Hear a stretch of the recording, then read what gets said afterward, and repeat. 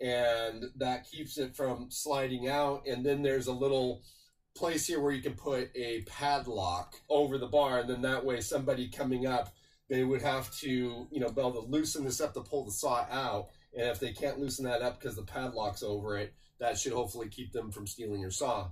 Now, I don't worry about it too horribly much because this is just a cheaper off-brand saw. It works great, but it's not real expensive, so it's not like a real nice Stihl or something like that somebody might be real proud of, or somebody might say, oh, Stihl, and want to go steal it, where they might come up to mine and be like, oh, that's just some off-brand saw, it's not worth my trouble. So I don't really worry about it. But so far, I am really happy with the carrier. Again, I'll put a link down below. There's no sponsorship here. I bought this, and I also bought this carrier, so everything here is just, I personally bought.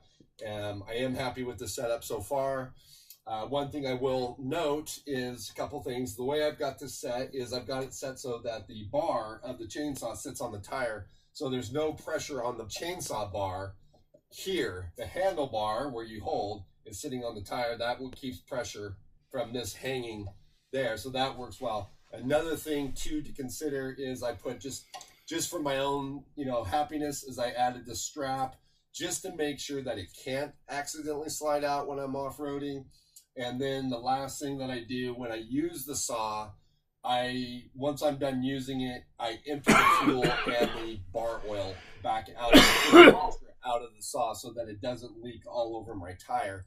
I did have some leakage there when I first started using it. I just empty all that out. That way when I put it back up here, it's just empty and I don't have to worry about that leaking. This next question, I am not going to spend a lot of time on. I just did a video on this.